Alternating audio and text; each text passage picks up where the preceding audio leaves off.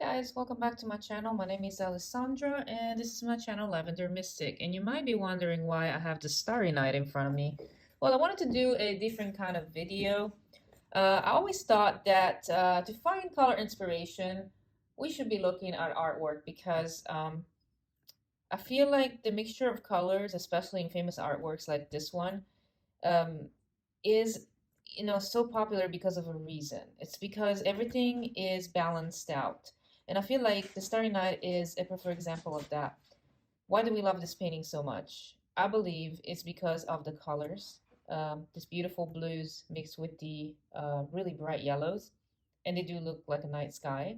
And then there's also this movement that carries the eyes throughout the painting.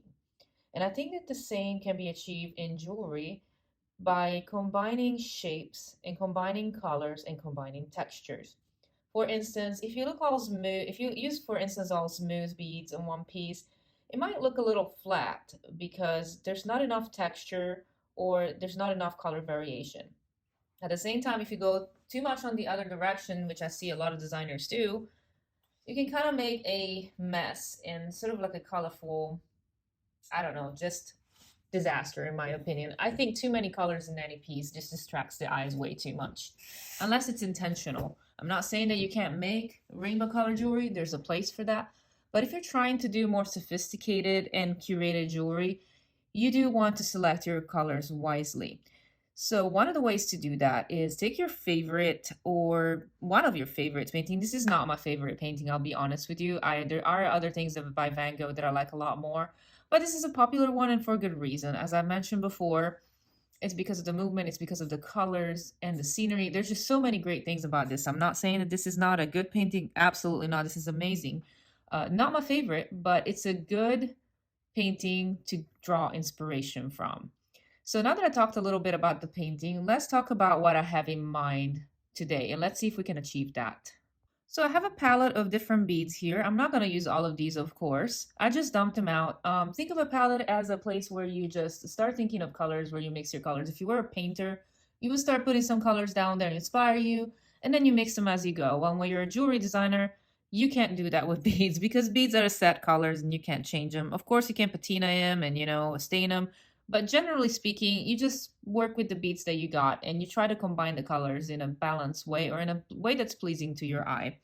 So what I usually do is I just dump all the beads that I think about. Of course, this is not all of my beads, but I picked a few and I didn't want to overwhelm myself. So I looked at the painting and I thought, okay, so we have the yellows. And for this particular video, the main inspiration was actually that Jesse James box that I got recently and that I unboxed. And the two mixes that I picked were Illuminating and Rhodonite because one of them was very yellow, just like we see over here. These yellows are really popping. And the other one is really dark blue. Now, this is a printing of the painting that I've done with my computer, and it doesn't do it justice. The colors are a lot darker, I believe, in real life. I mean, of course, I haven't seen the painting in person, but at least on the monitor, these blues are a lot deeper. Now, there is a variety of blues in the Van Gogh painting. If you really look close, it's not just one blue, it's different shades. And that's because he mixes white with them and makes them lighter, or black and makes them darker. So on top of this, I decided to add some of the blues that I have. I have some darker blues, some lighter blues, some more transparent, some more opaque. And then if we look at the painting a little bit closer, we also see that there's light greens. Now, as like I said, you can't see it very well on this printout, but if you go look it up online, you will see that there's also some browns in here and some ochres, some yellow ochre, so some more earthy colors. So for that, I decided to pick these beads, and I'm not sure that I'm going to use these. They might end up being discarded. I don't know. We'll have to go with the design as we go on and see what happens. But I also thought of the swirls and the textures, and these kind of have swirls and textures as well. And of course, there's physical textures like this one. This bead has physical texture, so when you touch it, it's raised. So you want to think about stuff like that. How can you combine beads that are just maybe smooth with other beads that are more faceted? Like this one, and everything is texture. Like the smooth bead is also a texture, but so is the faceted. It's more geometric. And then, these rhinestone beads are shiny, but they're also kind of gritty. So you want to think about texture and how to combine them to make a piece more interesting and interactive, I would say. So this is what I picked for my colors. As I said, I might add or I might subtract. And then I also wanted to use this set that is just seed beads, probably to a spacer and to end the beads. I got this on Amazon. I'll put the link below. And then I was also thinking of gemstone chips because these are very beautiful and they have that light. So I might add some of these as well. And then of course, I'm thinking of a focal piece as this nun design that I picked. It's the moon. And as we can see, this one mimics perfectly this one almost. I mean, it's almost identical. So that one's really cool. And I was thinking, oh, that would be really cool to use. But I also have some more dainty ones that I bought a while back. So I have this pretty little charm with the moon and the stars. That would be an option as well if I don't want something as big. And then I have one that is a little bit more textural and gritty, but also with rhinestones. So this one over here, and I'm leaning toward excluding this one because I almost think it's a little bit too much for what I'm trying to achieve. But we will see. So let me get back and pull out the little tool that I bought recently from Misty Moon Design. That's Luisa, and she has an amazing channel. And this will be my first time using it too. I am going to try to make a bracelet stack by memory wire, which I never really usually do. I usually like to do bracelet stacks that are separate, but I've been wanting to try my hand at memory wire again after abandoning it a while back. So I'm going to try to do that. So I'm going to be using the Coil Buddy that it was developed by Misty Moon Designs. So this is sort of also a review of this product. So I never tried it, and hopefully we can get an idea on how it works and if it's good. I'm not going to do a tutorial on how to use this. She has amazing tutorials on her channel, so you can actually see it. So I'm just going to arrange my beads on here. It comes with these rods that are supposed to be really, really thin, and they can fit a variety of size whole beads.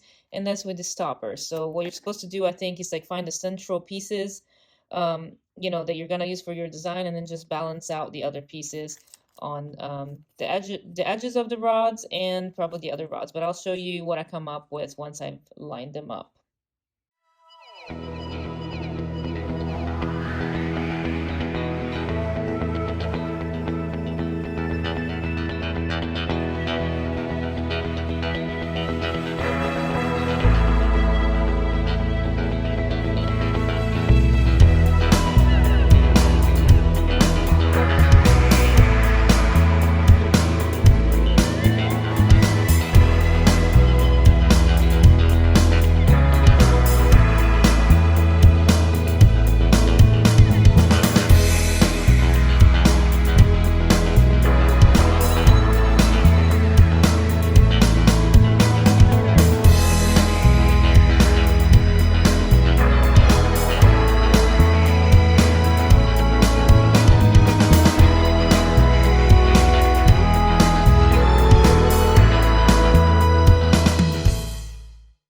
As you can see, I've done the second part, and one thing that I want to point out before I keep going is when you do a design, in my opinion, you should balance it out, not just size-wise, but also visually by repetition.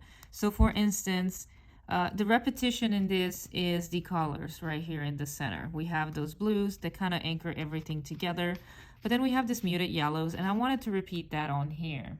As you'll see as I keep going, I will be trying to repeat the colors that are in these two first rows in the other rows as well. Like I'm gonna try to bring some of this yellow somewhere else, because if you don't do that, I feel like the piece will look a little bit unbalanced and it look like it's just a little more random and not intentional. So keep in mind that when designing, you want to have repetition as key. So that means bringing some of the beads that you have, say in one row, in another row if you're doing a coil bracelet. It's just a little point that I wanted to make that I think hopefully will help you design a little better.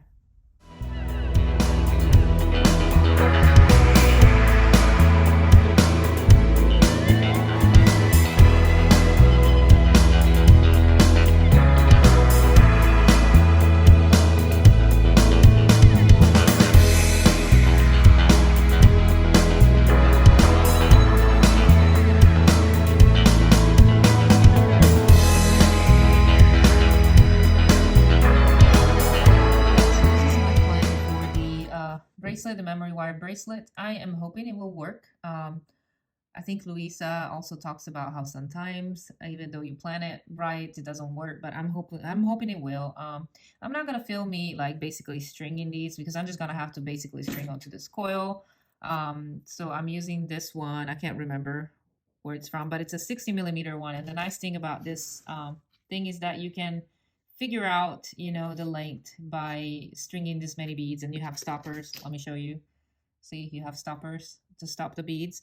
And yes, these rods are really nice. I like them. They're very thin, so I was able to put some smaller chip beads even in there. And I decided to forego a straight green because I do feel like for the Starry Night, we have more of a mix of green and blue, almost like an aqua.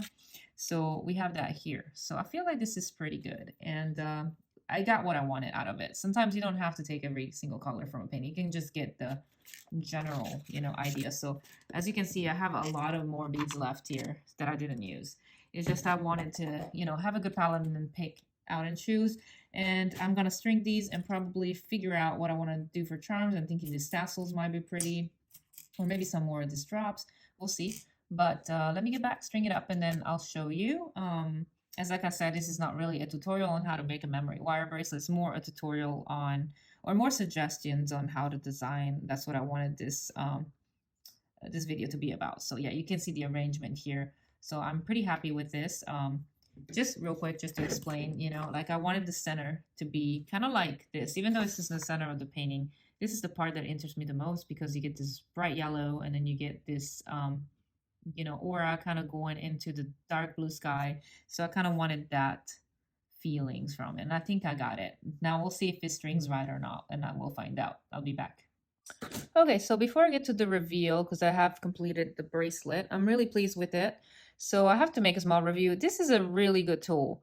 I was a little hesitant about buying this because, it's not expensive. It's actually really well priced, but this is cardboard. So I was hoping that it would be plastic, but it's okay. It's cardboard. You just have to take extra care of it. Maybe she'll make maybe a plastic one, maybe later on when she, gets her patent approved. I'm not sure, but I do think this is a really good tool. And the paper is actually nice too because it's eco-friendly. I do like that she included the guides. These are very, very helpful. She has plenty of tutorials on it, so they were really easy to follow. So do I recommend this tool, the Coil Buddy? Yes, I absolutely do, because it will not just help you with designing, the not stretch bracelets. Well, stretch bracelets too, but memory wire bracelets, but as well as necklaces and other things. And she has several tutorials where she covers all of that. So if you're interested in buying this, I will leave a link below. And I'll leave a link to her channel as well. Watch it because she has really some seriously amazing tips and seriously amazing designs on her channel. I really, really like her channel a lot. And I'm glad to be able to, support a little bit her channel as well by buying this. And that's what you have to remember when you buy these kind of things. You're not just buying a product, you're also supporting a small maker, a small business owner. So that's just something to think about. But I do suggest that if you have been looking at this, get it, you won't be sorry. These rods are really good. They pass really small beads too, like really small hole beads. So I really have no complaints, and I think that this is a very good tool. Okay, and here we are for the reveal. This is my bracelet that is based on the Starry Night, and I'm gonna put it on so you can see it. It's very beautiful. I did use a lot of lapis lazuli. I used a mix from the Jesse James beads. Some of my beads in my stash that, I have randomly put in a box. So yeah, one of the things that I would do suggest is just go through your stash and try to combine this Jesse James bead with other things. And if you're making this kind of stretchy bracelets, those are perfect for that. Like bangle stacks and memory wire bracelets, just go through your stash and have at it. I think it's a great way to use your beads. So let me put this on. And there you go. As you can see, the Coil Buddy helped me balance. This was my center, and I wanted this to be in the center as well as these 3 beads being in the center. So as you can see, it worked perfectly, and it really wasn't a struggle. And I did the training of the wire a little bit, but not much. So I am really, really happy. I added like a tassel at the bottom to remind me how to put this on. I'll remember that the tassel is at the bottom. And then I put like a little bead at the top as a charm. But yeah, I'm really, really happy. I'm very, very proud of this bracelet. I think it turned out beautiful. Look at the sparkles. It's just amazing. So yeah, what did you think? I think this is really perfect. And it does look like the Starry Night to me. It has that luminescent against the blue. So I couldn't be happier. But I hope you enjoyed this video and that I gave you some ideas on how to design, perhaps, you know, using paintings, famous paintings. It really does help. There's a reason why they're famous. There's a reason why they stand out. And that's because these artists really knew color mixing and really new composition. So that's something to keep in mind even when making jewelry. But thank you for being here today. I hope to see you again next time. If you like this kind of content, please give it a thumbs up and subscribe. I will have more videos coming out soon. In the meanwhile, thank you for being here, and I wish you a lot of happy creating time. Bye.